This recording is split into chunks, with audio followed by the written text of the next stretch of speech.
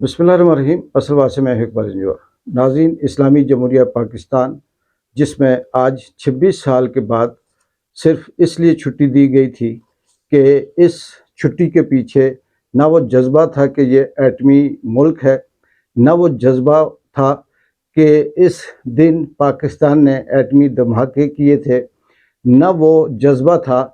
कि इस मुल्क के अंदर कौन सा ऐसा हीरो है, कौन सा ऐसा साइंसदान था जिसने इस मुल्क को एटमी ताकत बनाने के लिए ना सिर्फ दिन रात एक किए, बल्कि इसके लिए अपनी ज़िंदगी, अपनी सुकून, अपनी ऐयाशियाँ या अपनी ज़िंदगी का जो मकसद था वो भी ख़त्म किया। बल्कि आज के दिन 28 मई को सिर्फ छुट्टी मनाने का मकसद ये था कि इसके पीछे बुग़्ज़ इमरान था, इसके पीछे बदनीति थी और इसके पीछे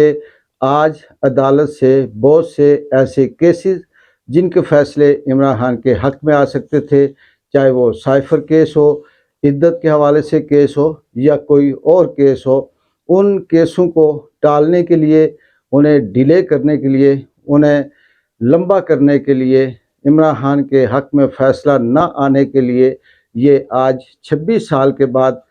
इस्लामी जमहूरिया पाकिस्तान की फार्म 47 के जो टोला है उनको ये याद आया कि आज तो हमने पाकिस्तान में इस जो एटमी धमाके थे वो किए थे। और इसमें बहुत बड़ा सवाल ये भी पैदा होता है, बहुत से नाज़रीन सुनने वाले ये सोचते होंगे कि शायद हम इस हुकूमत के बुग़्ज़ में या फार्म 47 के जो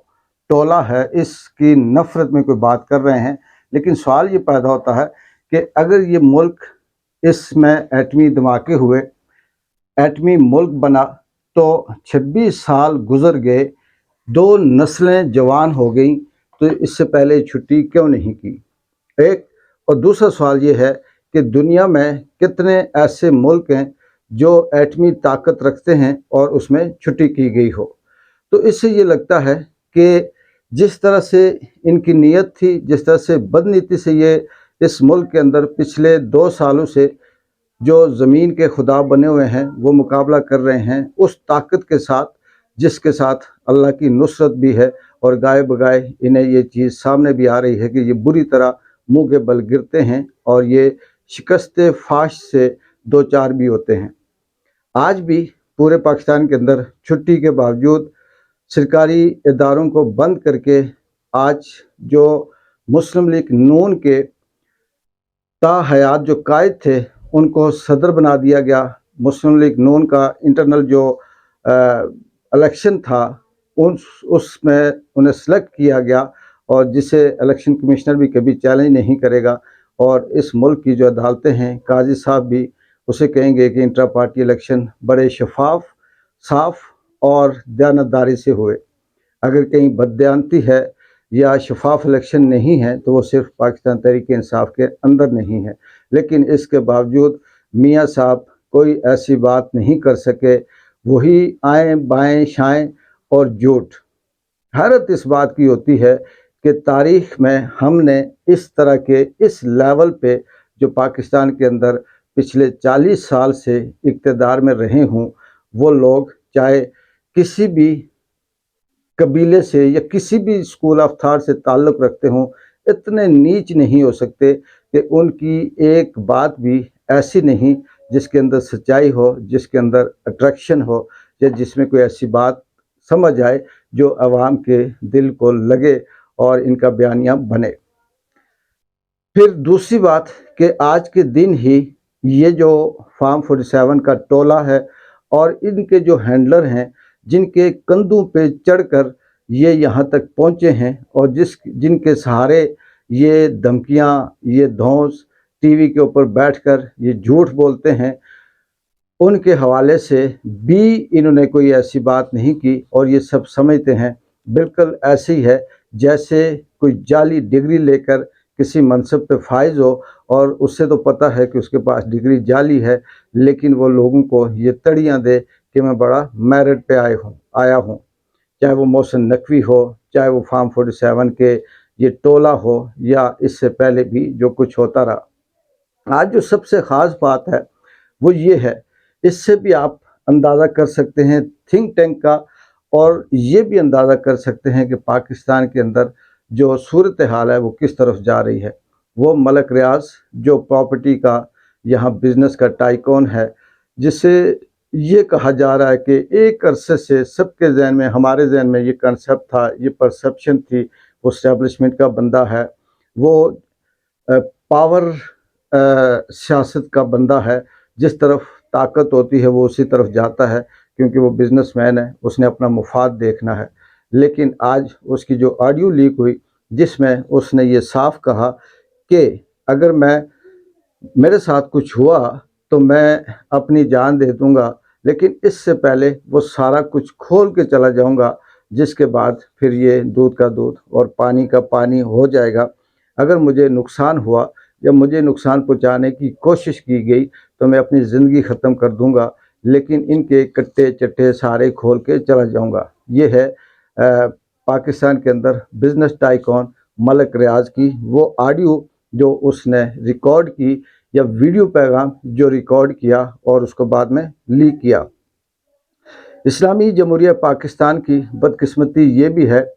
کہ آج کا دن ایک طرف تو یہ بدنیتی تھی کہ اس میں کوئی ایٹمی ملک بننے کے یا دھماکے کرنے کے حوالے سے کوئی دلچسپی یا محبت یا جذبہ نہیں تھا، صرف عمران خان کے بغض میں تھا۔ لیکن وہ شخص، وہ ہیرو، وہ سائنسدان جس نے محنت کی، جس کے اوپر کیا گزری یہ وہ جانتا ہے، جس کے وقفے وقفے سے آڈیو ویڈیو کلپ جو حامد میر کے ساتھ یا وڑائچ کے ساتھ ریکارڈ ہیں، آپ اسے سن سکتے ہیں۔ ڈاکٹر عبدالقدیر جنہوں نے یہ کہا کہ میں نے زندگی کی سب سے بڑی غلطی یہ کی کہ میں نے اس عوام کے لیے، اس ملک کے عوام کے لیے کام کیا۔ دوسرے لفظوں میں ان کا کہنا یہ تھا کہ میں نے اس ملک کے لیے کام کیا، اور آج ان کا نام کہیں نہیں تھا۔ وہ شخص کس طرح سے زندگی جیا اور پھر اس کے ساتھ کیا ہوا، جیتے جی کس طرح سے اسے بھی ٹریپ کیا گیا اور بلیک میل کر کے اسے بھی ٹی وی پہ معافی منگوائی گئی، مگر اسے کسی نے آج اس کا نام نہیں لیا۔ آج لگا ایسے کہ یہ ایٹم بم نواز شریف نے اس کی بنیاد رکھی، شہباز شریف نے اس ایٹم بم کو بنایا، اور پھر دونوں بھائیوں نے مل کر چاگی کے اندر اس پٹاخے کی طرح اپنے ہاتھوں سے اس ایٹم بم کو پھوڑا، اور آج وہ اس کا 26واں یوم تکبیر منا رہے ہیں۔ پاکستان ایٹمی ملک ہے یا نہیں ہے، اس سے عام آدمی کو کیا فرق پڑتا ہے، یہ آپ عام آدمی سے پوچھیں۔ لیکن دوسری طرف کہ جیسے جیسے وقت گزرتا جا رہا ہے، یہ جو فارم 47 کا ٹولہ ہے، نہ صرف یہ بدنام ہو رہا ہے، بلکہ آنے والی نسل کو وہ کچھ پڑھنے کو، وہ کچھ سمجھنے کو مل رہا ہے جس سے شاید کہ وہ کبھی سوچ بھی نہیں سکتے تھے۔ ایک ہم جیسا بندہ جو ہر وقت ریسرچ بھی کر رہا ہوتا ہے، پڑھ بھی رہا ہوتا ہے، سن بھی رہا ہوتا ہے۔ محمود الرحمن کمیشن جو 1971 کے بعد جیسے بنگلہ دیش الگ ہوا، کمیشن بنایا گیا اس کی تحقیقات، اس کے محرکات کے لیے، اور اس رپورٹ کو جو شائع نہیں ہو سکی، جو غائب کر دی گئی، اور کچھ جو رپورٹ سامنے تھی وہ انڈیا نے لیک کی۔ اور جب سے عمران خان کا یہ ٹویٹ تھا کہ غدار کون ہے، آپ محمود الرحمن کمیشن رپورٹ جو ہے وہ پڑھ لیں، آپ کو سب سمجھ آ جائے گی۔ وہ پڑھی، اور میں نے نہیں بلکہ لاکھوں لوگوں نے اس کے اندر تجسس پیدا ہوا اور انہوں نے اسے پڑھنا شروع کیا۔ کسی کو کسی دوست نے بھیجی، کسی نے گوگل سے دیکھی، کسی نے کہیں سے ریسرچ کی، اور اس سے بھی بہت کچھ سمجھ آیا، اور پھر جو رہی کسر تھی وہ بھی اب سامنے آ رہی ہے، اور اب سامنے آتی جا رہی ہے۔ ملک ریاض کا بیان ہو یا اور اس طرح کے بہت سے لوگ جن کے اوپر دباؤ ہے کہ جو سلطانی گواہ بن کر یا وعدہ معاف گواہ بن کر عمران خان کے حوالے سے کوئی بیان دیں، اور پھر نیا کیس بنا کر عمران خان کو بند رکھا جائے، ڈیلے کیا جائے یا سزا دی جائے۔ لیکن قدرت بھی اپنا اثر رکھتی ہے، انسان قدرت نے اپنا نائب بنا کر بھیجا ہے، اور اس کے اندر بھی کہیں نہ کہیں ایسا ضمیر موجود ہے۔ اگر وہ زندہ ہو تو انسان قدرت کی اس روحانیت کی منزلیں طے کرتا ہوا ولی کے درجے پہ بھی پہنچ جاتا ہے۔ اور اگر وہ ضمیر سو جائے تو پھر انسان گرتا گرتا آخر میں اس لیول پہ آ جاتا ہے جس لیول پہ آج کل پاکستان کے اندر فارم 47 کا ٹولہ، ان کے ہینڈلر اور زمینی خدا ہیں۔ یہ وقت فیصلہ کرے گا کہ کون جیتا کون ہارا، لیکن اس وقت تک جو سب کچھ لگ رہا ہے کہ یہ جو اسکرپٹ ہے، یہ جو پلے ہے پاکستان کے اندر، اسلامی جمہوریہ پاکستان میں چل رہا ہے، یہ آہستہ آہستہ اتنی خوبصورتی سے پلے ہوتا جا رہا ہے کہ عوام کے، عام آدمی کے، بچوں کے ذہنوں میں ایک ایک بات نقش ہو رہی ہے، اور عمران خان وہ تاریخ رقم کرتا ہوا جا رہا ہے۔ جس طرح سے باتیں چل رہی ہیں یا جس طرح سے ماضی کا ریکارڈ ہے، اگر عمران خان کو کچھ ہو بھی جاتا ہے، اسے یہ کسی نہ کسی طرح سے اگر نقصان پہنچاتے بھی ہیں تو آنے والے وقت میں اسی نسل سے ایک نہیں بلکہ سینکڑوں عمران خان سامنے آئیں گے، اور وہ جب سامنے آئیں گے تو پھر پاکستان کی جو عوام ہے، بچہ بچہ بٹو تو نہیں نکلا گھر سے، اب یہ ہوگا کہ ہر گھر سے عمران خان نکلے گا، کیونکہ عمران خان جو بتا رہا ہے، جو سمجھا رہا ہے، جو عملی طور پر کر کے دکھا رہا ہے، اس کا اثر اگر ملک ریاض جیسی شخص پہ ہو سکتا ہے تو اندازہ کر لیں کہ عام آدمی پہ کس طرح سے وہ اثر کرتا ہوگا۔ آج 28 مئی ایک بار پھر اسلامی جمہوریہ پاکستان، جس کو ایٹمی ملک کہا جاتا ہے،